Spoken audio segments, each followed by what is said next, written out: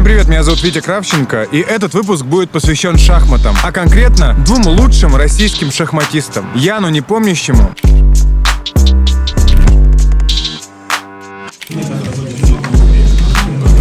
и чемпионке мира Александре Костенюк.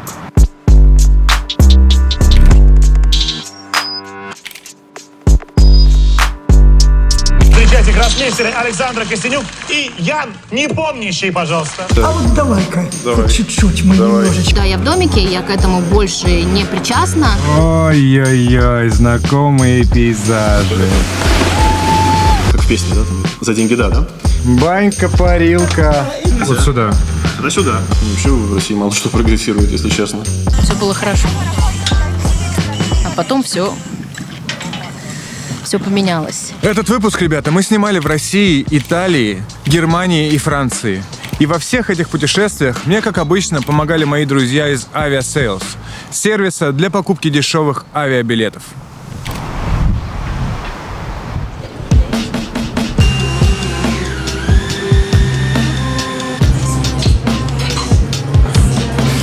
Где мы? В шахматном клубе. Это Chess Club Moscow, получается шахматный бар плюс ресторан, плюс клуб. То есть тут можно поиграть в шахматы. Иногда здесь бывают люди, иногда они играют в шахматы. Это не мой клуб, я здесь типа как медийная поддержка. Есть такая компания World Chess, которая этот клуб в принципе открывала. Но он был меньше, как бы, да, он там были офисы, в другой части здесь был клуб. Они в прошлом году уехали, они сейчас, по-моему, открыли клуб в Берлине. И мне это место концептуально нравилось. Я вот как-то уговорил друзей, что вот дело хорошо бы продолжить. То есть здесь, смотри, здесь бар с коктейлями, Да. кальянчики и шахматы. Кальянчики не знаю, мне кажется. Ну как, он стоит там на входе. Получается так. Получается есть. Мерч, кружечки, чашечки. На самом деле я себе никогда не представлял шахматные клубы вот так. Больше похоже на какой-то Looking Rooms. Да, это, там шахматный бар. Как хочешь играешь, играешь, не хочешь играть. Есть всегда много способов провести время с большей интеллектуальной пользой. Шахматы представляются чем-то все равно консервативным. Когда говорят о шахматах, никогда не думают, что в шахматных клубах стоят кожаные диваны. Вот это типичный шахматный клуб или нет? Не очень, я думаю, не очень. Типичный шахматный клуб, это вот, не знаю, там ряды там, столов, на столах доски, да, там стулья с двух сторон. В принципе, это тоже здесь есть такой элемент, но не главное. Здесь больше там провести время, пообщаться с друзьями. А есть какой-то собирательный образ людей, которые к вам ходят? Типа 25-40, я думаю, в таком диапазоне. Молодые ребята сравнительно, да, которым, в принципе, тут же есть еще занятия, как бы шахматные, да, то здесь можно там тренера взять, там с ним там поиграть, там позаниматься. Скажем так, что шахматное, мне кажется, оно перевешивает здесь не шахматное, я бы так сказал. Вот. То есть здесь все равно на каждом столе стоят доски. Стоят. Можно убрать. Не, пусть стоят. Все красиво. Смотри, есть такой прям спор у людей в головах. Киберспорт – это спорт или нет? Вот шахматы – это спорт или нет? Я думаю, что это больше спорт, чем киберспорт. Шахматисты – это, наверное, не атлеты, да, это как это все шутят, что вот киберспортсмены – кибератлеты, да, конечно, атлетизма тут, наверное, мало, но какое-то, не знаю, там, борьба, там, преодоление себя, там, да, то есть там большие нагрузки психоэмоциональные, это все есть. Давай, наверное, вот сюда. Да, вот это супер. Это мне просто очень нравится доска эта. У тебя есть какое-то предпочтение к доскам? На самом деле, бывают доски, даже не столько доски, сколько фигуры, они прям такие лакированные. И если очень хорошо подать свет, они довольно прилично отсвечивают, бликуют. И глаза устают. Это как бы звучит как придирка, но это не придирка. А ты что сейчас сделал? Почему ты каждую потрогал? А я просто поправил, то есть это как такая привычка, что, условно поправляю, чтобы они стояли там в центре клетки, а не там, не знаю, не абы как. То есть это такой, как бзик? Профдеформация. Бзик, да? Профдеформация машинально происходит. Начнем с того, что такое шахматы твоим языком, обычным, для людей, которые ни хера не понимают. Сложный вопрос. Как шахматы, настольная игра, доска там, да, получается 64 клетки, там, поровну белые и черные, они чередуются, вот как это в шахматном порядке, в шашечном порядке. Соответственно, изначально есть там две армии, белая, черная, они стоят симметрично друг напротив друга, да, в принципе. То есть сейчас ходят белые, да, раньше определялось жребием, да, там, наверное, до середины 19 века вообще-то, ну, просто там бросали монетку, ходили иногда черные, иногда белые. Собственно, все, как бы цель игры — поставить мат королю соперника. Две армии, ты сказал. То есть это имитация... По сути, это как бы имитация, ну, какая-то, условно, там, война, какая-то военная игра, как бы, да, настольная. То есть, ну, как это, вот, условно, пешки. Ну, они, в принципе, как бы и называются, если старые названия, как бы, ну, пешки, они как бы везде пешки, да, как бы там пехота. А слоны везде назывались по-разному. В английском языке это епископы почему-то. Ладьи, это, ну, у нас ладьи — это лодки, вообще это пришли, получается, с востока, это колесницы, поэтому они как бы ходят прямо, да, до упора прямо, ну, то есть по диагонали не могут. Колесница. Ну, колесница, рух, по-моему, это значит колесница, если не ошибаюсь. Вот. Ну, у нас лодки, как бы, ну, не знаю, лодки тоже, может, наверное, прямо плавают. Кони, ну, кавалерия, да, значит, ферзь раньше был самой слабой фигурой, это как бы советник.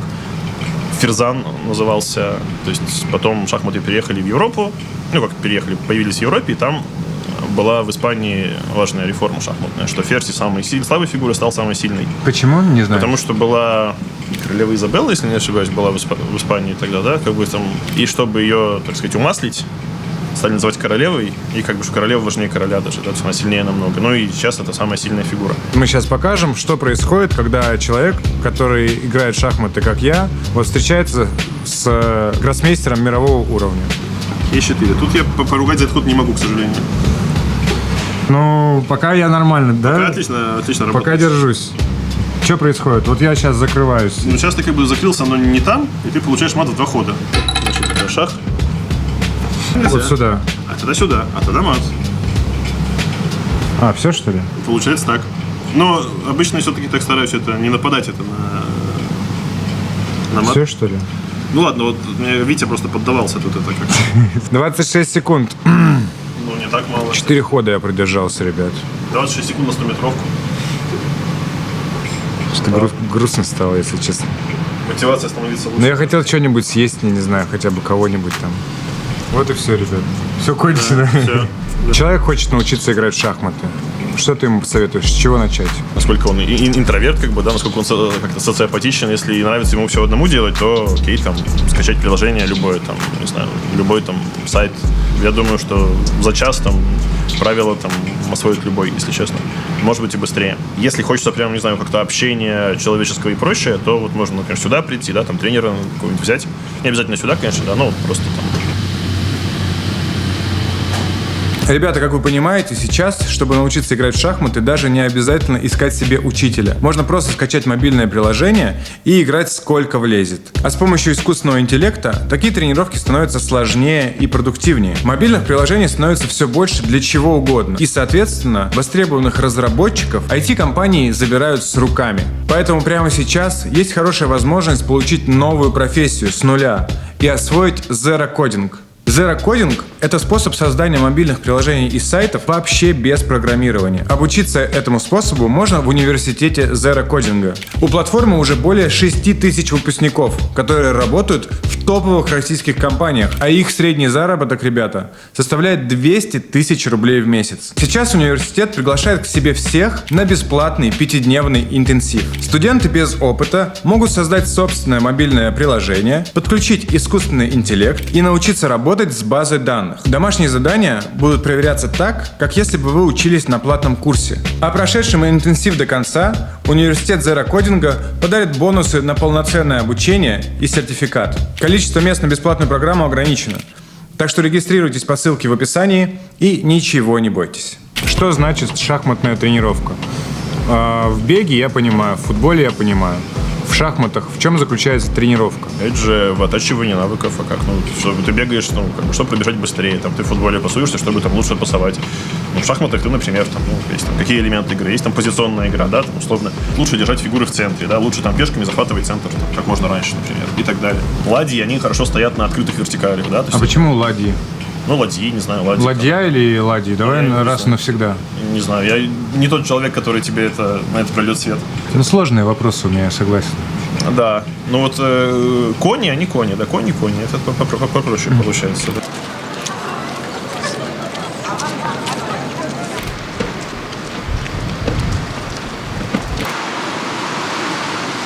Так, еще. Ну что, ребята, открываются все двери. Мы в самом центре Мюнхена, в отеле Кемпински, который здесь является одним из самых лучших.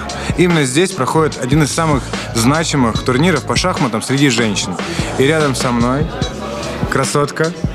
Маленькая. Это Александра Костенюк, одна из лучших шахматисток в мире, которая здесь будет принимать участие, правильно? Да, всем привет. FIDE Secretary General.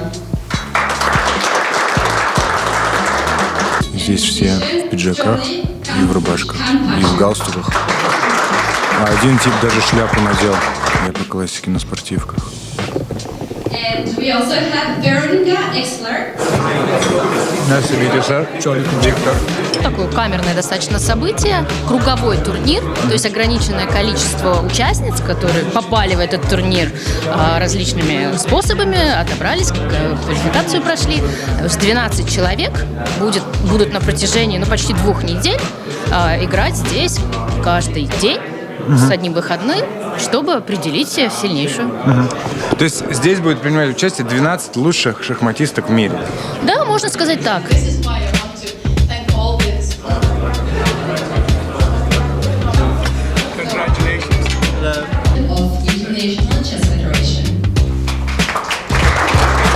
Вот такие турниры такого масштаба, они проводятся в России или нет?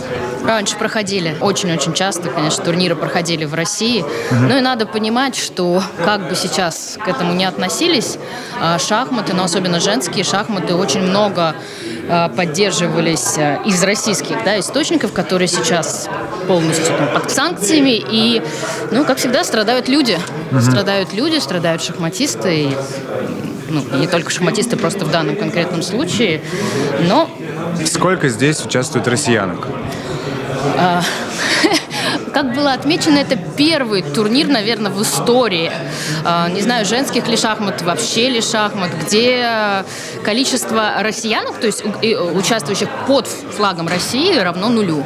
То есть есть девочки, которые раньше играли за Россию, в том числе за сборную России, как Алина Кашлинская, но перешла за Польшу. Есть девочка, которая родилась в России, в Элисте, и играла сейчас, тоже с 22 года играет под флагом Германии и также принимала участие за сборную Германии на Всемирной шахматной олимпиаде 2022.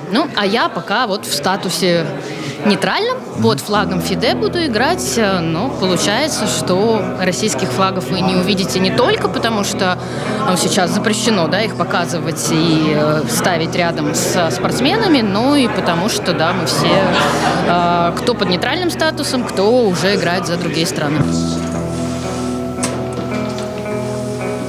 Лучшие шахматистки мира стоят, да? Да. 3 из России, из 12. Теперь не из России. Но все равно. Так, это мурашки. Вообще. Это случается. Это случается.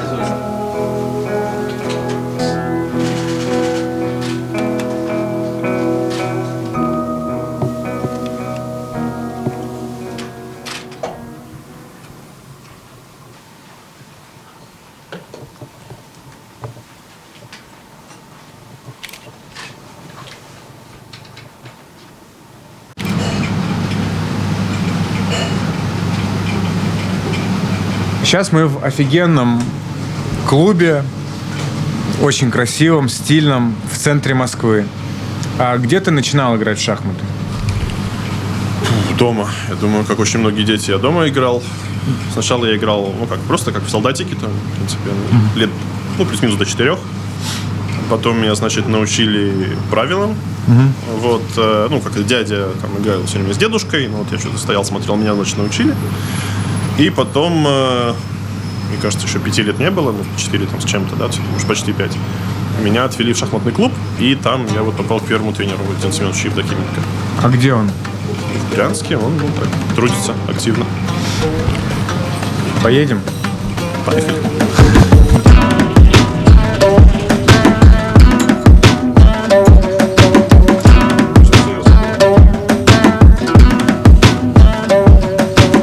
Куда мы едем?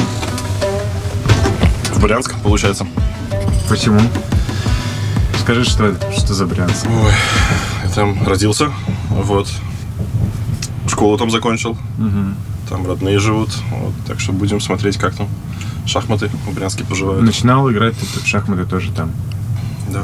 У шахматистов как проходит как раз-таки отдых или отдых от шахмат? Что нужно делать? Ну, все кроме шахмат, по логике, да. То есть, шахматисты же тоже люди. В большинстве своем, да. Поэтому, кто-то, наверное, ездит. Я не знаю. Мне вот как-то всегда даже дома просто хорошо посидеть. Так что для меня всегда был отдых просто вот там дома посидеть, там, не знаю, полежать, сериалы посмотреть, в игры поиграть. В какие? В компьютерные. Ой-ой-ой, знакомые пейзажи. Это киберспорт. Вы хотели на канале, ребята? Вот он, пожалуйста, неожиданный. В поезде, в героев третьих. Все бы просто пивка бы здесь. Просто человечек играет у нас на короле против 7 соперников, ребят. Ой, никто никогда такого не делал. Не, я вообще так никогда не играю. Я играл сейчас, на ладье, наверное, максимум. Завтра. Опыт надо брать. Нет, опыт не надо брать. Короче, ребят, вообще не умеет играть. Сорян. Опыт не берет золото на первой неделе. Всегда так играют все. Не. Так, сейчас еще можно будет подраться. Этот в опасности. Убегай, друг. Все, убегаем. Грамотно играет. Сразу видно. Прекрасно. Гроссмейстер. Получил 100 опыта.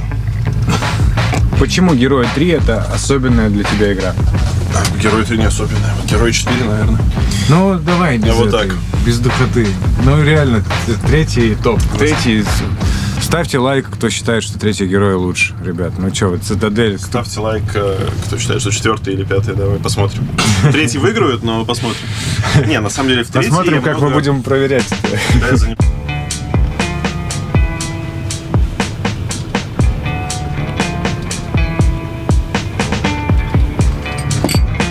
Здрасте. Что? Это была ловушка. Конечно, в которую ты попался. It's a trap.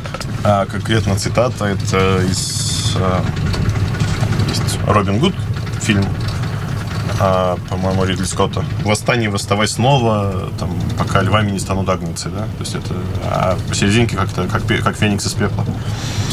Я, хотел это набить еще там довольно давно, там, перед матчем, но получилось, что после матча хоть немножко это самое, чуть, чтобы настроение улучшилось. Угу. А это что за масонская движуха сверху? Какая масонская? Не, это значит... Это Феникс, просто да. это типа Феникс, это геометрия, условно, из Гарри Поттера. Это из «Даров смерти»? Это «Дары смерти», но они просто так это сделано, стилизованно. Но если зашла речь о матче, можно сказать, что пока что главный свой матч в жизни ты проиграл. Я уже 2 их проиграл. Уже. И сделан этот ход. Сейчас, я думаю, Ян сдастся. Все, сдается, да, Ян. Ну, что тут скажешь? Поздравляем! Breaking. It's over! Dingleren is the world chess champion! Что это были за игры? Это матч на первенство мира, это, главный титул в шахматах в личном зачете, да. Разыгрывается это звание, пока за всю историю было чемпионов мира 16, и сейчас, например, Динг стал 17-м чемпионом.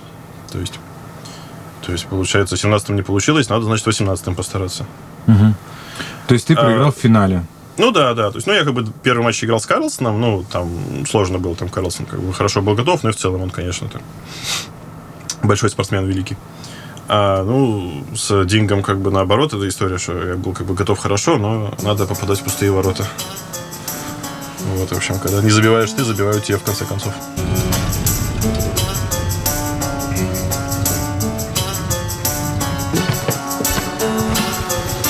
Родина встречает, Брянск. Какие ощущения, приезжаешь на родину? Хорошие всегда.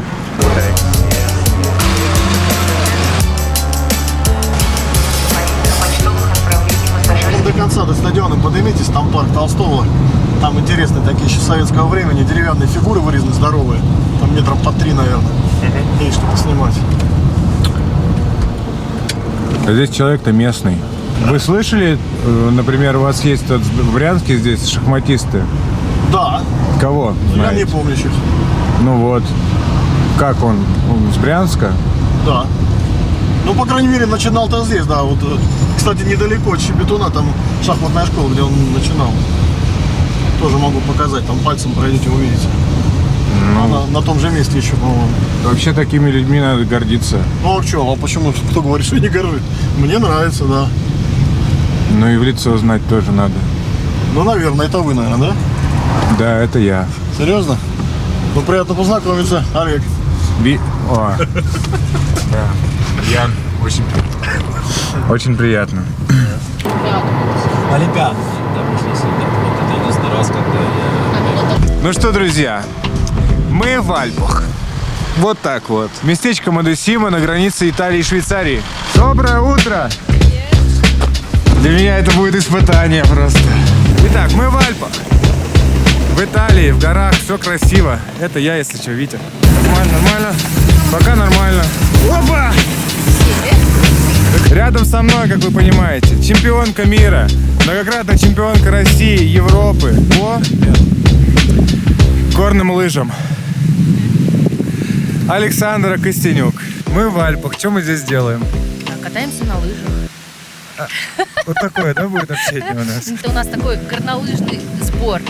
Решили сделать вид, что мы готовимся к шахматному турниру на горнолыжных трассах. Как пойдет, посмотрим. На следующей неделе узнаем. Но пока, по крайней мере, солнце, воздух, горы. Все так хорошо. Ой, ребята, господи, боже мой. Что происходит? Нормально, нормально? Ну, почти. Сейчас посмотрите, как лучшие шахматисты мира катаются на лыжах. Давай. Ни хрена себе здесь спуски, блин. Я расшибусь, это последний выпуск, я вас уверяю.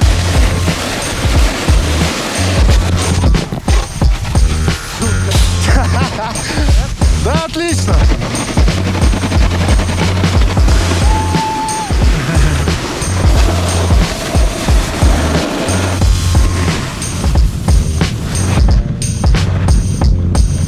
Я еле стою на этом сноуборде. Катался 3 раза в жизни. Никогда бы не подумал, что самая страшная съемка некомфортная. Это будут шахматы, блин. Нахер такие шахматы? Что за сборы по шахматам? Такие, все думают, шахматы. Ну чего, шахматисты тихие, сидят, фигурки двигают. А на самом-то деле, если копнуть, и не то еще скроется. Смотри, ты за сборную России выиграла все. Да. Каково это было? Каково это выигрывать за сборную России? Классно. Для меня это самые важные победы. То, что шахматисты, многие высказывали недовольство, что нет флага, гимна. Для тебя это имело значение? Ну смотри, как бы мы же понимаем, за какую сборную играем, да? И то, что там несколько последних лет мы играли на самом деле с флагом Федерации шахмата России, но это все равно сборная России. Было неприятно даже не за себя, сколько за страну, потому что я так и не услышала ответа на мой вопрос, который я уже озвучивала. А почему? Почему нас лишили флага? Ну не потому же, что мы русские, да? Не потому, что мы из России. Иногда такие ответы звучали. Но нет, все-таки, наверное, причина в чем-то другом. Вот меня интересовал ответ на этот вопрос, как бы анализ совершенных ошибок. Кто виноват? Кто виноват, как избежать таких ошибок в будущем, да, что делать дальше, ну, почему только нас лишают флага. В этом смысле было неприятно. То есть ответ на то, что потому что мы русские и нас никто не любит, тебя не устраивает такой ответ? Знаешь, это у меня с 96-го года я в одном из первых чемпионатов мира детских играла. И там была такая, ну, абсолютно очевидная, как мне кажется, ситуация. Я выиграла, у соперницы упал флаг, теоретически позиция ничейная, но, в общем, она расплакалась, убежала, подала апелляцию, и ей присудили ничью. И мне говорили, ну, это потому что мы русские. Знаешь, уже тогда, 96-й год. Ну, как-то надо менять, наверное, надо... не знаю, к жизни подход, потому что иначе так всегда будет, потому что любые там проблемы у нас будет ответ, потому что мы русские. Нас не любят, да, потому что мы русские. Почему, да, откуда такое пошло? То есть ты не веришь в заговор против России, какой-то всеобщий? Нет, не верю. Мы что, уже приехали? Да? Что ли? Мы приехали, капец.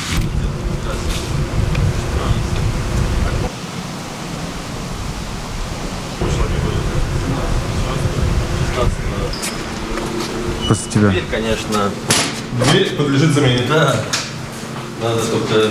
Ух ты. Думаю, сейчас международный гроссмейстер поможет нам. Ян, здравствуйте. Здравствуйте. Здравствуйте, Виктор. Первый тренер. Очень приятно, да. Здравствуйте. Это вот первый тренер твой? Ну, почти, да. Да. А вы знаете, да, Эншпиль такой, да, вот наше заведение такое интересное. Да, что. Супер. Ну, рюкзак, Ян, снимай себе. Давайте нас тогда втроем здесь вот сфоткаемся побольше. Когда был во время матча на мировую шахматную корону, они сделали рисунки, посвященные этому матчу. Получилось вот Ян победы, король лежит, Ян шахмат, я очень рад, победил. Ну вот тут красиво, тут Ян. Ян к вам пришел, ему еще 5 лет не было. В 4 года. Вы когда начали с ним заниматься, вот на какой момент вы поняли, что какой-то парень особенный? А никогда не забуду, когда мы вот состязания были, когда он в этом клубе инструктором работал взрослый, Евгений Волков, и вот Ян с ним играл, маленький мальчик, и так он был разбит в пух и прах, этот наш инструктор, а он перворазрядник под КМС Женя Волкову. И вот он потом мне сказал, да, такой вот именно силой в таком возрасте, то ли 7,5 лет, ну, взрослый мужчина, там, 30 лет с лишним, и я такой силы от такого маленького, ребеночка не ожидал. Вспомните, давайте опишем вот это место, первую школу шахматную Яна, где вы начали заниматься. Вспомните это место. Швейная мастерская. Швейная мастерская. В одной сторонке там эти машинки, обычные столы стоят, немножко освещение слабенькое, и мы там занимались. Вот эти шторы висят на этом швейной мастерской, машинки, а мы занимаемся в уголочке. Вот потому что с местом не было. Я знаю, что там ателье было, но чтобы прям швейное, чтобы это. Я такого вот не помню деталей. А тебе 5 лет было? Ну и что? Первое воспоминание. Не, шторы ж были, шторы были. Шторы, не.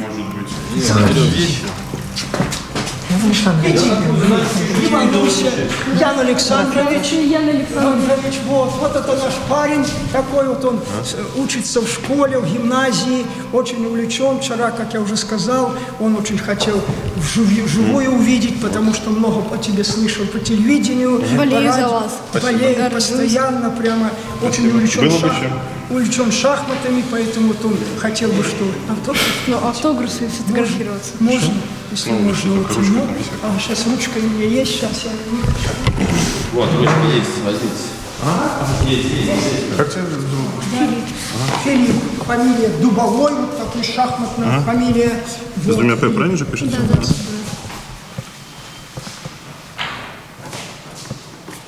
Как вот перебороть свой страх на турнирах и стать сильным? Хороший перевод. У тебя получше вопрос, чем у меня. Если вы, я знаю. Ну, а страх чего, в смысле? Проиграть, конечно, или что? Ну, типа, побороть свои страхи. А какие страхи? Ну, то участвовать на турнире. А участвовать? В общем боится, да. Ты нервничаешь перед играми? Ну, так это нормально. Да ничего ты ревешь. Но... А я... Не переживу. Это нормально. Да, супер. У нас Тоже Филипп, всегда как да, бы. Филипп у нас рак, и по знаку гороскопа. Я тоже, получается.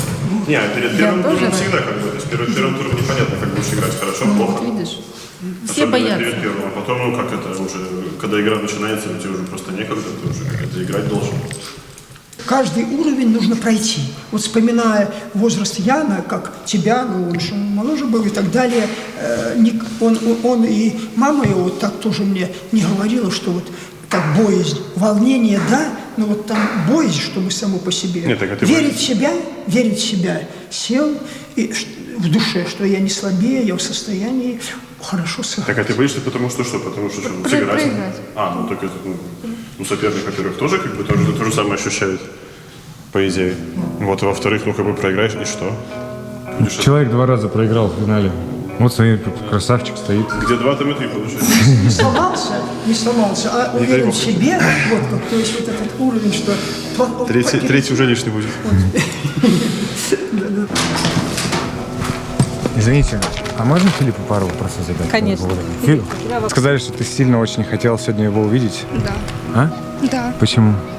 Ну, потому что это мой кумир, я его очень люблю, я за него всегда болею. Я горжусь, что он со мной с одного города, ну, и он сам по себе хороший человек. Да, а у тебя слезы — это радости или Радости. чего-то? Да? А для тебя реально важно, что он из Брянска тоже? Ну, конечно, это ж гордость, то, что с одного человека, у одного тренера занимается. А ты его сейчас в жизни увидел, какой он тебе показался? Ну, показался такой добрый, душевный человек, позитивный. Ты почему выбрал шахматы? Ну, потому что мне, в общем, нужно заниматься спортом. Как мои родители говорят, я немножко ленивый, поэтому я выбрал шахматы. Но также чуть я занимаюсь шахматами. Потому что тоже хочу стать таким. Как Ян? Да. А что тебе в шахматах нравится? В шахматах нравится то, что упорство, борьба, упорство, борьба. Ну... Ты вообще, ты перенервничал, да, сегодня у тебя денек? Капец. Ну, супер встреча, да, вообще? Ну да. Я на тебя сам смотрел, у меня самого такая радость была, что ты его уже давно хотел увидеть.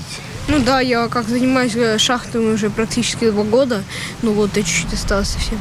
Ну вот, я его ни разу не видел вживую, но видел так по телевизору, там все, по интернету. Вот, а вживую никогда больше. Офигеть. Супер, круто. Поздравляю тебя, дружище. Давай, удачи тебе в шахматах.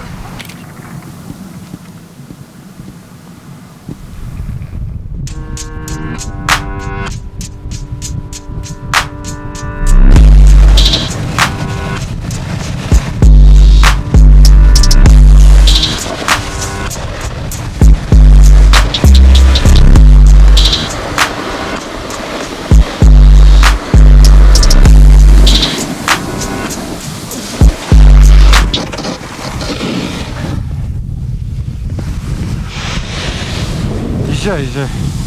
Ты 20 лет выступала за сборную России. В этом году у тебя должен был быть юбилей. Да? Ну, в 22-м году у меня должен был быть 20-летний юбилей мой, да, первая Олимпиада шахматная за сборную России 1. Потому что я еще за Россию 3 играла в 98-м году, а за Россию 1 в Бледе я в 2002 году, да, стартовала, дебютировала. Что тебе сказали, когда ты ушла из сборной России и стала выступать под нейтральным флагом? Что тебе... С чем ты столкнулась на родине? Знаешь, ведь ничего не сказали. Я все ждала. На самом деле, вот для себя я все пыталась какую-то вот эту удочку, крючок, за что-то зацепиться, чтобы мне кто-то позвонил и сказал, ну вот слушай, ты там выступаешь, а какие вообще у тебя планы, серьезно или несерьезно? Нет, ничего не было. Да и сейчас как бы, на самом деле, это интервью, да, я даю, но и сейчас все... так вот подвешено, потому что я продолжаю в этом году играть под нейтральным флагом. Я никуда еще не перешла, потому что там есть какие-то технические вопросы. Я в данный момент себя не видела вновь представляющей Россию. И поэтому как-то подняла вопрос о переходе. Но Международная шахматная федерация сказала, что еще год у нас будет. То есть мы еще можем играть под нейтральным флагом еще год. Ну, то есть, если все продолжится так же, как сейчас, через год ты будешь представлять сборную Швейцарии. На 1 января 2024 года, да. Ты поменяешь спортивное гражданство. Да. После того, что ты сделала для шахмат в России, сколько ты всего выиграла, каково это не видеть вообще никакой реакции, когда ты из нее уходишь и меняешь, условно, гражданство? Знаешь, что у меня ты чувствовала? один из самых счастливых, наверное, дней, вот, которых я очень ярко помню. Это 1 января 2022 года. Я встретила Новый год в кругу семьи в Москве. И я сидела и заказала кофе в аэропорту. Ну, те, кто люди ездили по аэропортам, они знают, какой обычно кофе в аэропорту. Это был самый лучший кофе, потрясающий капучино. И все было потрясающе. Ну, то есть это была Москва, моя любимая. Это было чувство какого-то абсолютного ну, то есть карьера удалась, знаешь. Я выиграла в 21 году, я прыгнула так высоко, докуда я не думала, что я прыгну. Но я выиграла все. Я выиграла личный Кубок мира в 21 году в Сочи на Красной Поляне. Я помогла сборной России выиграть командный чемпионат мира.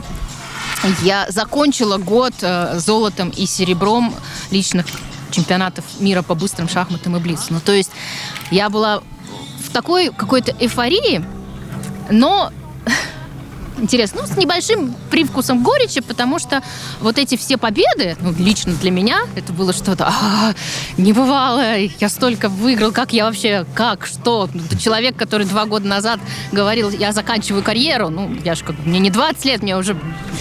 Все, я говорила всем, ну, уже столько выиграно, все, заканчиваю. И тут я выдала как бы самый лучший год в моей карьере. Я в Москве, там все так замечательно, даже кофе в аэропорту самый лучший. Ну, да, ну, как бы людям, ну, никто не заметил этих побед. Ну, потому что для России, ну, что, ну, кто-то выиграл. Ну, это же не матч на первенство мира, да, это не корона. То есть, ну, была такая чувство небольшой горечи, что, конечно, им-то как бы в стране все равно, ну, может быть, и к лучшему. Главное, что страна развивалась. В общем, я сидела, и я в таком кайфе. Это был самый лучший день. Все было хорошо. Все было хорошо. А потом все поменялось. И как все быстро может поменяться.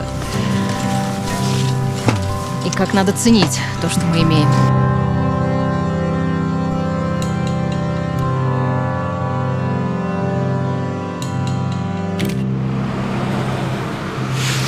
Что это? Храм.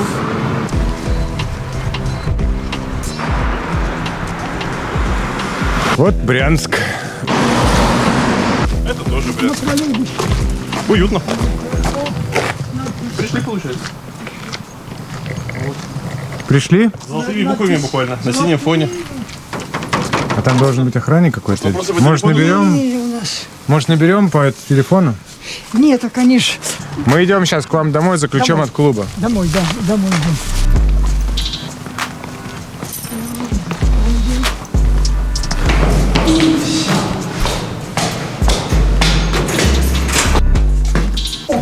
Ого! Да, пару веников. Ой-ой-ой! Это что у нас здесь, предпринимательство какое-то? С ума сойти. Не, Ян, ты Ага. в баню, так, Ян. Банька, парилка. Да. Офигеть, вот здесь запах стоит. Не, закусь. От веников вообще. Берите. Это Вот это колорит. Я не ожидал. Вы что здесь устроили за фабрику, лабораторию? мы ж в баню на всю зиму готовим веники. Так, Да, чуть-чуть я вижу. ну, для оздоровления, и мы стараемся и спортсменов, мальчиков приучать, чтобы шахматистов. Венички для бани собираются и свежие, и того года, и, конечно, ароматы. Здесь немножко там и травка есть для чая, для того, что вот как Ян Александрович у нас играл, и у него термосок был, чтобы для поддержания сил. Офигеть. И так далее. А вот тут у Яна Александровича вот такие грамоты, тоже много было, я такие храню, правда, это его должна быть фамилия тут. Минспорта. Это мое. Она шахматная доска с давних времен, она очень много поездила с нами, путь становления Яна нашего вот на этой доске, которая старенькая, это пальчики касались. То есть Ян играл на этих... На этих шахматах. Я играл на этих шахматах, да. Ты помнишь их? Да. Такое вот. Да. На соревнованиях, как в виде талисмана, мы с мальчиками едем и готовимся, анализируем. И я говорю, ребята, не подводите Брянщину и меня. Эти шахматы касались великого спортсмена, шахматиста. Ну, я так говорю. А ты хватит, ты только да ладно. Помогает? Как есть, помогает. И вот Аэрофлот Open 2005 год, когда он, значит, уже шаги делал к повышению своей силы, становился крепче, крепче, крепче. И вот эта фотография, до сих пор я ее храню для памяти, потому что это действительно общий наш успех. И приятно иметь. Ян очень большое место занимает в вашей жизни. Вы знаете, не просто большое, а это, я не знаю, это слово даже трудно подобрать, потому что для любого человека ученик таких высот достиг. Это очень высокое, поэтому я всегда утром просыпаюсь, как будто это для меня так молитвенник какой. Смотрю, и чтобы другие ребята, мальчики, воспитанники становились сильными. Вот это для памяти у меня такое осталось, да. Это же Ян Александрович мне преподнес вот такое. Ой, а я храню, знаешь, мне жалко. А вот я же хотел, чтобы мы собрались вместе. Лев Борисович, вот ты подарил? какой подарил. Ну, как это вот нас, не просто условно, подарил, чисто шахматные, этот самый. Вот А чего вы не распаковали-то до сих пор? А я вот, нет, признаюсь, я вот мечтал, что вот вместе сядем вместе, понимаете? Хорошо. Давайте хоть втроем попьем хоть. Ну-ка. Есть запах? Смородина, что ли? Ну тут все компоненты. О, кстати, вкусно. Запах. В свое время, когда Ян уже определенные, ну, способности уже были в юном возрасте, это его почерк. Читайте. Валентина Семеновича. От Яна. В это время, сколько ему лет было, это случайно осталось. Господь Бог, вот случайно, 98-й год. Пользу непомнящего я выиграл для Валентина Семеновича. Где-то у меня ситец там был. И так Если сильно заварка, то я эту сейчас дарю тебе. Не Это за столом. А сколько лет вы тренируете? Сколько у вас стаж? Ну, после армии с 1979 или 78 года. Вы больше 40 лет уже тренируете. Ну, получается, да, больше 40 лет. А сколько у вас сейчас зарплата? Ну, сейчас хорошая зарплата, 30 тысяч. У меня все-таки за стаж работы, за Яна Александровича у меня звание заслуженного тренера, поэтому доплата определенно идет, поэтому для города Брянска эта зарплата хорошая. Вот, 30 тысяч. Тут даже без... Вот, понятно, от часов зависит. Если директор добре, кому-то больше часов дает. Ну, вы говорите, у вас еще и надбавки, у вас еще и за Яна, и 30-ка. А так бы вы что, 20-ку получали бы вообще? Или 15-ку?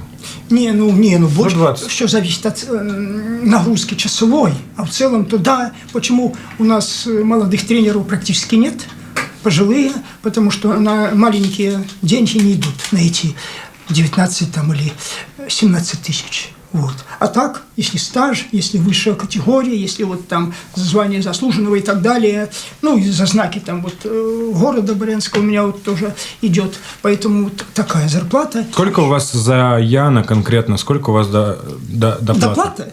Ну, я... Примерно. До 80% от ставки тренерской. А ставка тренерская вот на данный момент то ли 8 тысяч, ставка тренерская, то ли 7 900. Вы очень увлеченный, вы любите шахматы, вы посвятили всю свою жизнь шахматам. Вы воспитали одного из лучших шахматистов в мире. Но потом, когда вот эти вот надбавки 3-4 тысячи, вам лично не обидно? Вы знаете, даже и не задумывался об этом, совершенно не задумывался. Вот. И обиды не такой, потому что, ну, как сказать, как бы смирился, и, будем откровенны, когда зарплата 7 тысяч была. Был такой период жизни, вот лет 5-7, когда ставки такие, 7 тысяч получали мы. Вот. А сейчас такая зарплата, не обидно. Спасибо. Если слабенький, то да, крепче сделаем. Крепче сделаем, давайте. Все супер. Можно по-разному относиться к подобного рода информации, касаемо зарплат или условий людей, которые работают в спорте. Я считаю, что это ненормально. Возможно, кто-то считает, что в этом ничего такого нет. И все, до чего мы додумались, вместе с моими друзьями из компании Winline, запустить акцию в поддержку провинциальным спортивным школам, у которых есть проблемы с инвентарем или оборудованием. Я стараюсь постоянно об этом говорить и напоминать, чтобы вы оставляли свои заявки. В описании этого видео вы найдете ссылку, по которой это можно сделать, если вы в чем-то нуждаетесь. Мы постараемся вам помочь. И, конечно, в этом заслуга моих друзей из компании Winline, которые, да, поддерживают и меня, и в целом российский спорт. Давайте, Ян, еще раз, что это Дубль 2, да, золотыми буквами. Это вот шахматная школа на улице Малозаводская. Осторожно, двери, да. Кто-то кому-то звонит. Вот. Мне кажется, вот как бы. Много изменилось с того времени, когда ты здесь играл? И да, и нет. Это помещение, оно существует, 1979 года. Ну, здесь как-то была, вот, мне кажется, летний такой лагерь был шахматный когда-то, я помню. Это был год, наверное, 97-й.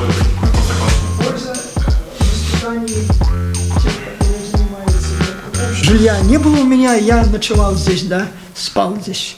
Вот, потом большой мороз, я шторы снимал, накрывался, вот, и спал, потому что удобно было. Дети приходят утром и занимаешься сразу. Когда здесь был ремонт последний раз? В том году легкий ремонт был, но именно капитального ремонта по-настоящему я лично не помню и не знаю. Просто наклеено? А ну-ка, Ян Александрович, а вот давай-ка, хоть чуть-чуть мы немножечко. Что давайте? Только в полную силу. Сыграть в смысле? Я понимаю, что я букашка, так сказать, все-таки. Не начинайте. Все-таки. Кстати, вот эта мне структура сейчас начала нравиться. Вот так, да. Принципиально? Да, принципиально. Так, даже ничего себе. Да, вы уже один сделали, а вот сейчас мой. Я так быстро не могу просто. Мне подумать надо. Вот я думаю, дай-ка после 10 лет в очной игре, по 10 плюс 5. Вот игра зашла в тупик. Хорошо, если вы так считаете. Ничейка? Отлично. Такими людьми. Спасибо. Спасибо за партию. Ты часто здесь бываешь? Именно здесь, когда бываю в Брянске, где-то мимо проезжаю, обычно захожу. То есть я там, где родные живут, там, где мы живем в другом районе. Бывает, куда-то там просто до центра доехал, тут уже там, Брянск такой город компактный, да, то есть это все близко. В чем ты видишь проблему нехватки молодых талантов, молодых шахматистов в России? Мне кажется, что... То есть, то, что вот называлось там условно советская шахматная школа, да, это, не столько школа, а сколько вот какая-то там, система, может быть, да, то есть, это все-таки был очень массовый спорт, именно, даже не спорт, а как бы там массовость была в этих кружках. Все-таки здесь, мне кажется, ты, не знаю, тоже Денис Семенович может поправить, но я не думаю, что здесь как бы перенагружены группы, да, мне кажется, вряд ли. Да. То есть в целом такое ощущение, что как бы в турнирах играет много, да, они как бы все хвастаются, что у нас в турнирах там играет 100 детей, там раньше играло меньше.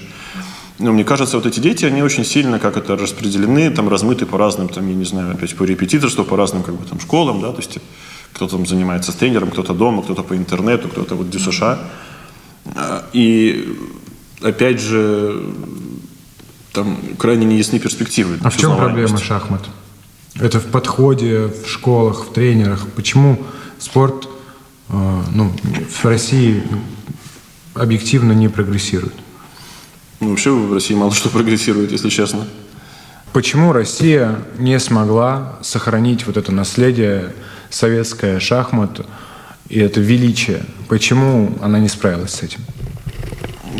Опять, я бы не сказал, что мы как бы там какими-то семимильными шагами двигались вниз, как бы. Я думаю, что скорее остальные очень быстро нас догоняли, да, то есть. Я тоже, кстати, об этом думал, да, что даже вот сейчас собрать нашу там как бы идеальную там какую-то сборную, там, чтобы все играли, как бы забыли, так сказать, про разногласия.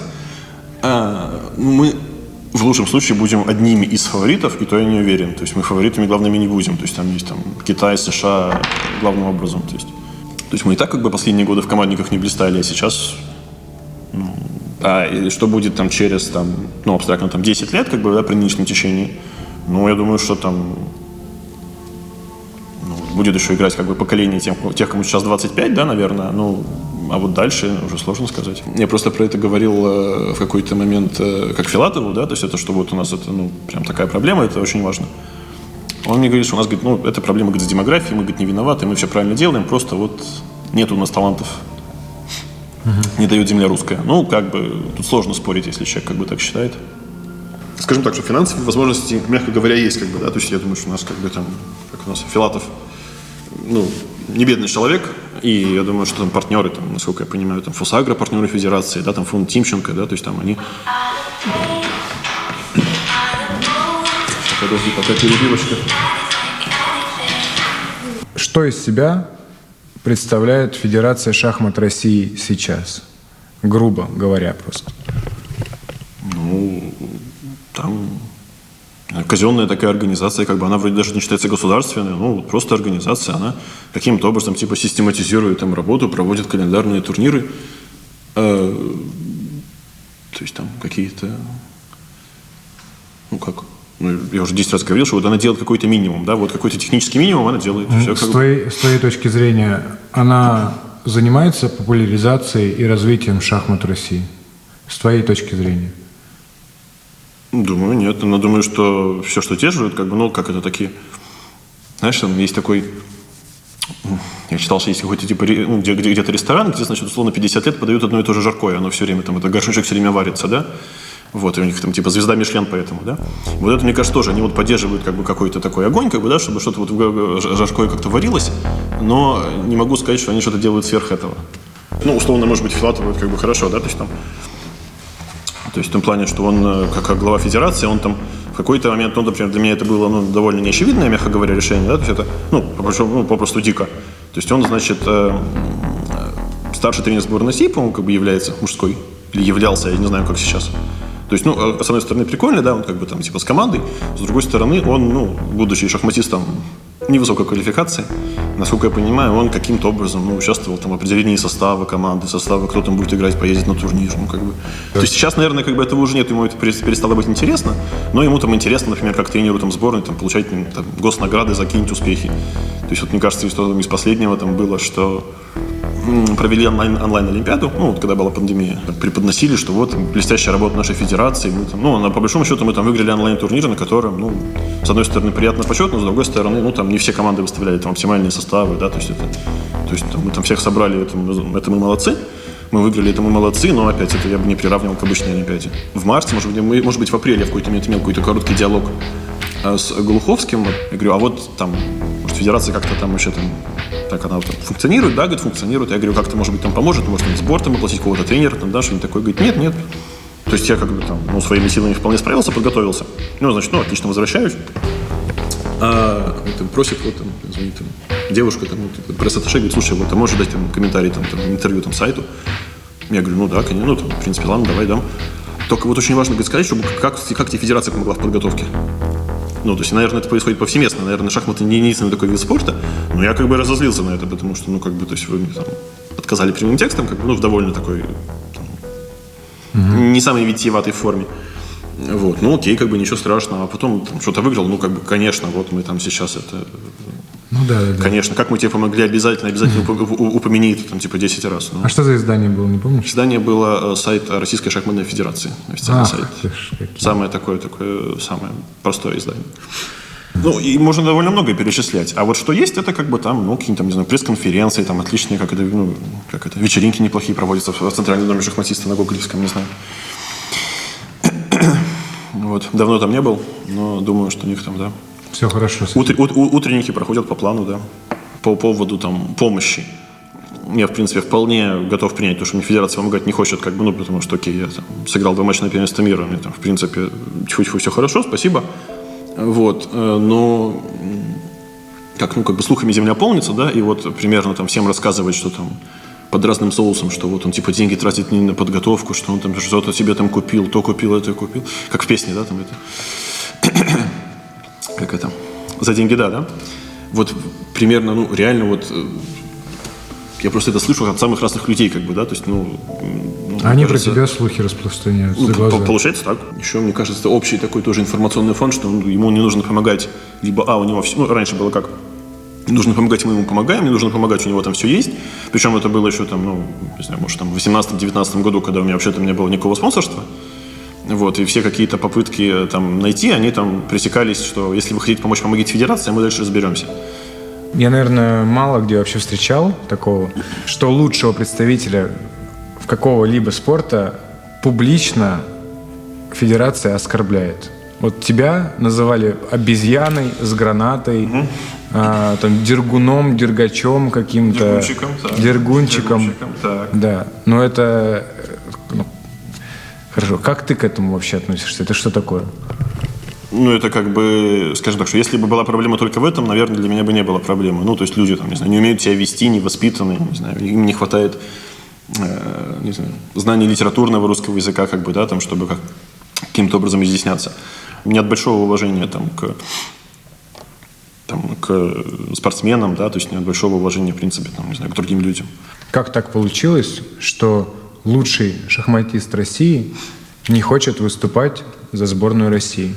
Это в любом случае очень сильный и серьезный поступок и серьезное заявление. Ну, смотри, мне как бы не хочется, чтобы федерация, она... То есть мне как бы, я ничего не имею против, мне очень нравится играть за сборную, я это очень люблю. Как бы, то есть реально мои, наверное, любимые турниры командные, да, то есть там, по большому счету это так, потому что в шахматах, я 100 раз уже как бы повторял, что ты играешь всегда сам, а когда ты играешь в команде, это как бы совершенно другое ощущение. Вот. Но в чем, как я вижу, история, да, что федерация там очень как бы любит как бы пристраиваться ко всем успехам и не очень много для этого делает. Вот это одно, это меня расстраивает. То есть я бы с удовольствием играл за сборную, если бы сборная никак не ассоциировалась с федерацией. Да? Ну, просто вот, я не знаю, там, сборная России, отлично, как бы, да, то есть, но чтобы там каким-то образом это, условно, дистанцироваться. Просто это проблема такого высказывания, что когда там говоришь, что вот, там, при нынешних отношениях федерациях я не хочу играть за сборную, заголовок звучит, как не помню, отказался играть за Россию, что как бы совершенно не соответствует действительности. Вдруг, я не знаю, там рак на горе свистнет, они начнут там что-то делать, там, не знаю, как-то изменится отношение. Вот там откроются эти там школы, как бы, да, там, и, там, через там, 5 лет мы увидим там, новых там, наших гроссмейстеров, как бы, и все это будет плоды работы федерации, да, то есть, а вдруг, а что? Вот, но пока как бы я не вижу никакой работы, как бы мне просто уже надоело. То есть это же не то, что там я там один раз там что-то услышал, что-то обиделся там, да. То есть это просто систематически то, что я вижу там много лет подряд. Мне кажется, они делают настолько меньше, чем могли бы. То есть, и причем как бы считают, что это совершенно нормально. То есть, если что-то плохо, это по независящим от нас обстоятельствам, да, там, вот, там, демография виновата, еще что-нибудь там, да. Огромный стенд, наша гордость, Ян Непомнящий и его регалии. Сняли, руководство области сняло. Почему? По политическим мотивам там было какое-то немножко. Расскажи, что знаешь про это. Как, мне кажется, как в начале же там было письмо там от шахматистов. Вот, получается, в конце февраля, в начале марта. Ты и еще 43 российских шахматиста в марте подписали письмо против войны. Антивоенное письмо. Как это было? Расскажи. Как это было? Как для многих из нас. 24 февраля мы проснулись под новость о том, что началась война. И в это было сложно поверить. Каждый, наверное, пытался сделать все, что в его силах, чтобы поделиться своим ужасом, да, чтобы рассказать, что так не должно быть. Это какое-то недоразумение. И да, шахматисты как-то объединились, написали это письмо с просьбой остановить эту войну. Я в целом, не любитель подписывать открытые письма, как бы, да, и, то есть, на самом деле, довольно многие, там, скажем так, коллеги, они бы, которые выступили там сами, да, там, в соцсетях или что-то такое, там, они, не подписали бы именно потому, что это письмо. Это, мне кажется, скажем так, это как бы, то есть как письмо, мне кажется, Простоквашино было, да, что вот там это пишут, там сначала дядя Федор пишет, потом там еще кто-нибудь, там пару предложений добавляет. Мне кажется, тут тоже было какое-то коллективное сочинение. Вот, пока там это, плюс-минус там каких-то там относительно всех людей не устроило, как бы там 44 подписантов, как это там потом называли. Вот. Не знаю, там. Не могу сказать, что какие-то прям эмоции испытывал, но мне казалось, что это правильно. 44 шахматиста. Это очень много для России и для российских спортсменов. Это, наверное, самая большая группа людей, представляющих один спорт. Почему именно шахматисты оказались теми людьми, которые высказались против? Сложно сказать, наверное, у каждого свои причины, да. Как я говорю, мне казалось, что по-другому быть не может. И, в принципе, последует много таких высказываний, писем, просьб, мольб.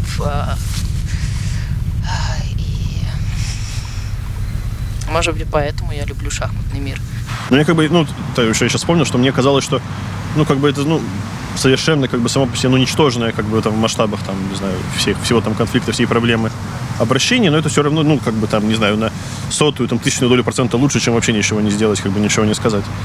И почему шахматисты, не знаю, ну, так вышло, то есть, может быть, там, кто-то там, ну, не знаю, может, как бы шахматы, они как-то прививают, может, какой-то, не знаю, там, как-то эгоцентризм, как бы, да, там, условно независимость, но... Я, кстати, когда начинаю каждый раз говорить на эту тему, я, в первую очередь, людям, которые будут это смотреть, хочу напомнить, что... Это что за деревья, получается? Ну, какие-то это каштаны. Каштаны. Эти каштаны, да, они растут в парке в Брянске, в котором мы сейчас сидим. Вот. В парке загнул, в скверике. Ну, скверик, да. Но Брянск это не отменяет. В письме вы упоминали сборную Украины и говорили, что это одна из самых сильных сборных в Европе, и что у вас никогда не было с ними конфликтов никаких, и у вас были крутые противостояния. Что это были за противостояния? Просто в спортивном мире Россия с Украиной не так часто встречалась. В шахматах это было все время. Ну, конечно. Конечно, советская шахматная школа, да, вот это лейбл, бренд, так сказать, досталось и России, и Украине от этой советской шахматной школы наследство, отношение к шахматам и уважение к шахматистам, поддержка, соответственно, шахматистов. Ну и да, сборные сильные и России, и Украины всегда соревновались, опять же, в шахматном, да, чисто плане. Ну, например, на Олимпиаде 22 года, где сборная России не принимала участие шахматной, которая должна была пройти в Москве в 2020 году еще, потом ее переносили, потом на 22-й перенесли в Москву, ну, а потом она прошла в Индии. И там первое место заняла сборная женской Украины в отсутствие сборной России. Поэтому, да, это как бы вот ответ на вопрос об уровне, да, сборной Украины. Мне было очень больно, что сборная России не на спортивном поприще, за шахматной доской не выясняет отношения. Выясняет отношения где-то еще. Поэтому... 24 февраля ты написал: история видела немало черных четвергов, но сегодняшний чернее прочих. Тебя не просили удалить этот твит? Ну, даже если вы просили, ну, я не знаю, в чем как бы, то есть это, ну, во-первых, интернет все помнит, это в чем смысл что-то там удалять. Во-вторых, ну, правда, кажется, что это, ну, там, скажем так, на моей памяти, наверное, ужаснейший день российской истории. Не все так однозначно с позиции шахматистов. Есть такие люди, как Анатолий Карпов, Сергей Корякин, которые заняли вообще диаметральную позицию. Что ты можешь сказать по этому поводу? Ты слышал их высказывания, видел их? Шахматист имеет право на собственное мнение.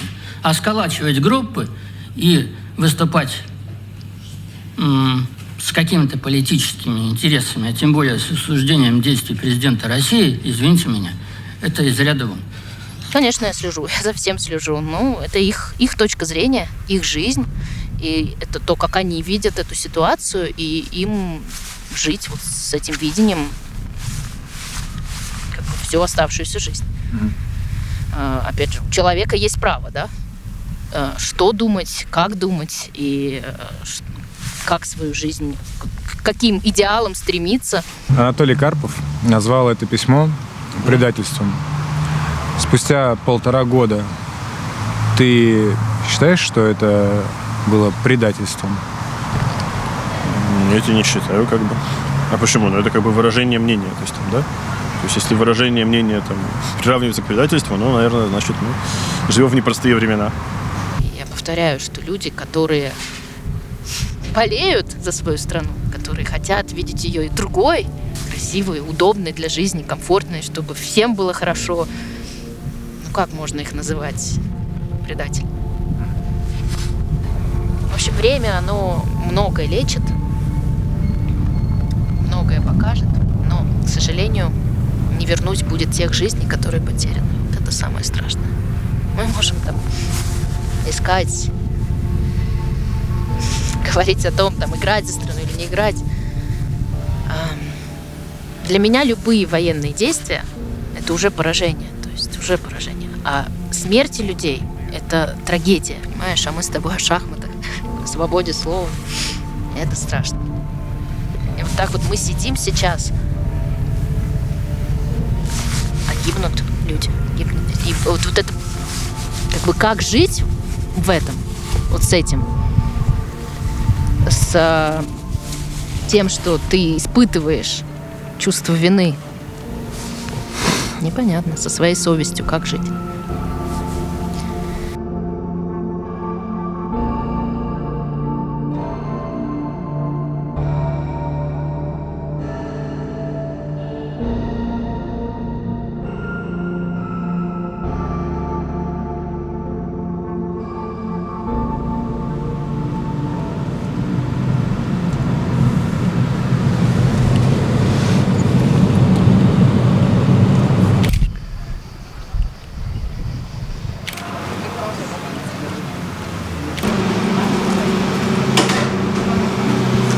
Ну что, где мы, Саша, с тобой оказались в очередной раз? Ой, куда нас только судьба не забрасывает, да? Сейчас мы гуляем по маленькому городку французскому, находящемуся на побережье Лазурном. Городок не столь популярен для широкой публики, известен. Называется Биот, но, тем не менее, исторически этот город много всего повидал, переходил из рук в руки, в том числе здесь тамплиеры заседали в каком-то там энном веке, в 12-м. И оставили след в архитектуре и в жизни даже сегодняшней этого города.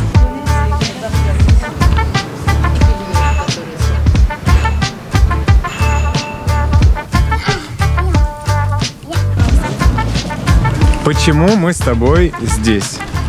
Так получилось. Случайно.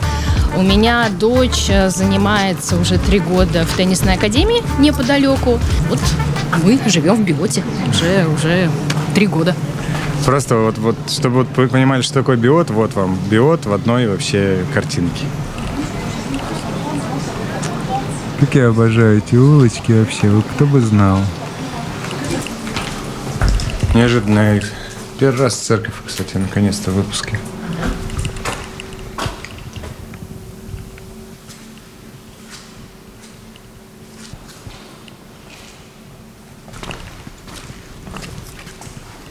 Вот ее установили, смотри. Даже на русском надпись. Не забывайте, пожалуйста, бедных. Это вам к разговору, а ребята сами знаете, что.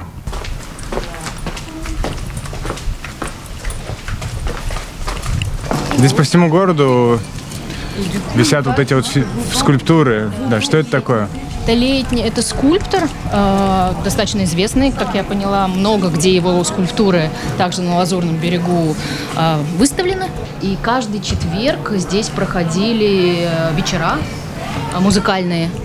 Программа была насыщенная, люди гуляли, получали удовольствие от жизни, французы умеют. Кафе написано основано в 1885 году. Охренеть. Здесь все основано.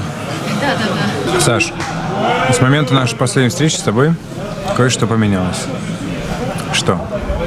Да, прошла целая жизнь, кажется. Вроде бы недавно встречались, относительно, да, полгода назад. А кажется, что так давно.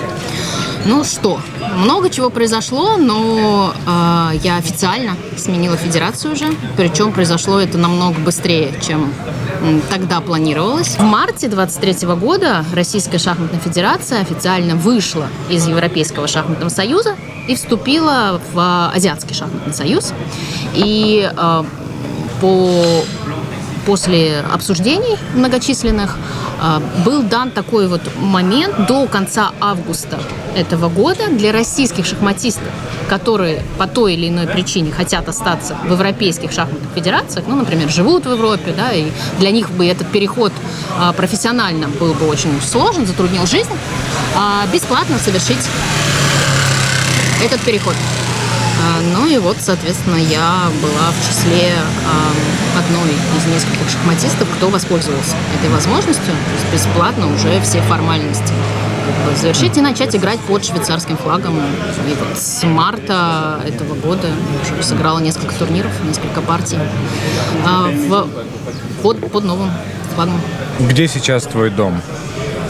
Мой дом сейчас во Франции, на юге Франции. Вот мы сегодня здесь гуляем. Я поделюсь красотой этих мест. Ну, дом для меня всегда там, где мои родные, там, где мой муж и где моя дочь, прежде всего, сейчас.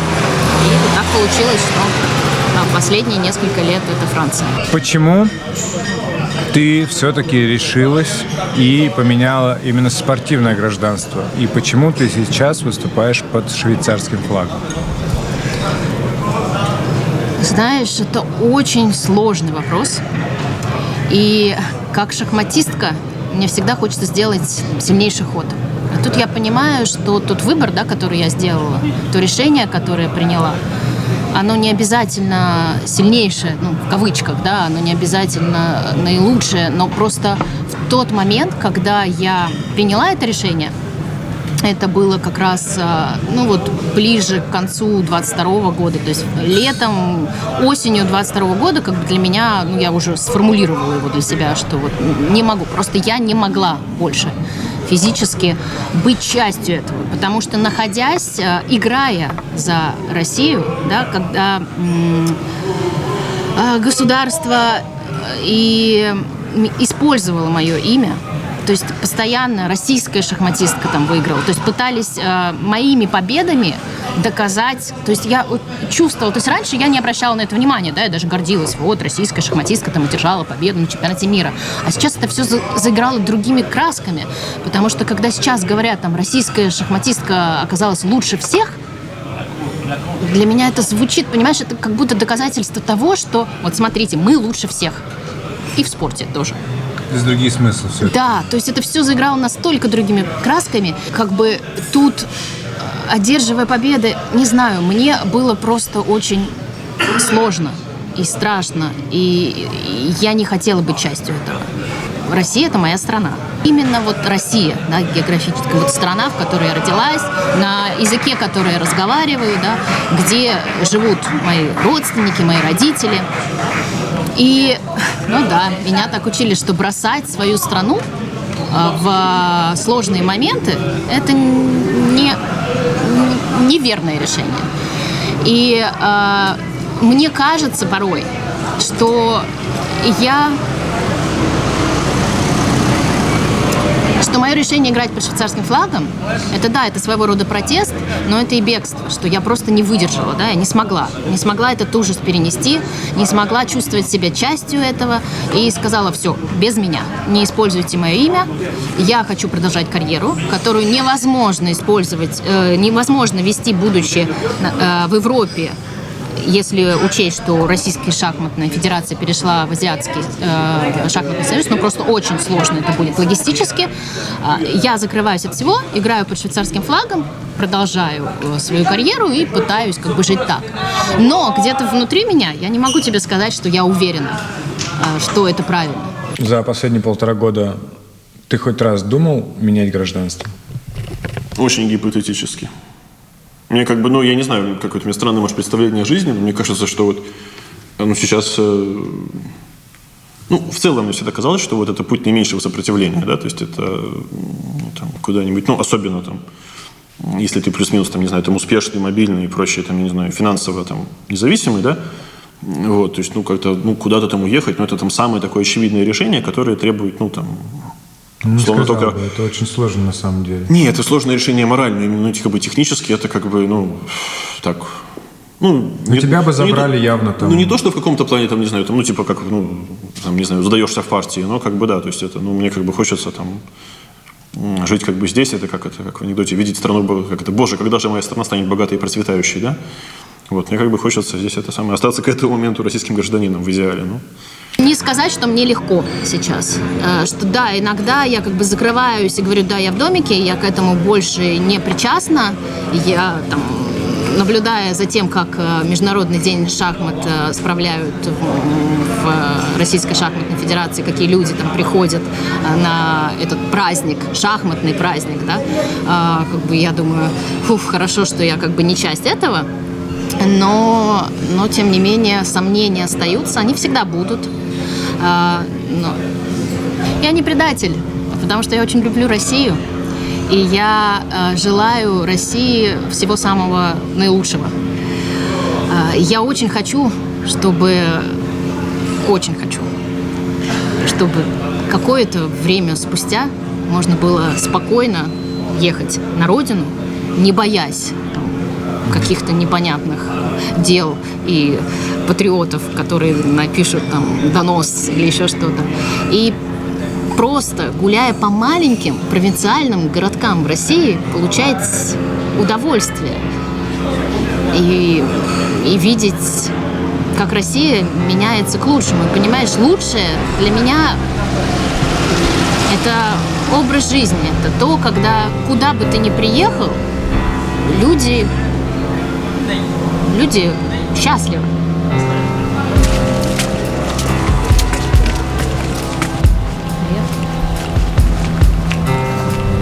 Скульптура называется намад, то есть кочевник, странник. То есть это скульптура человека, который обнимает свои ноги и смотрит в море. Смотрит куда-то вдаль, да, думает о каких-то краях, в которых он сейчас не находится, возможно, в которых ему предстоит оказаться.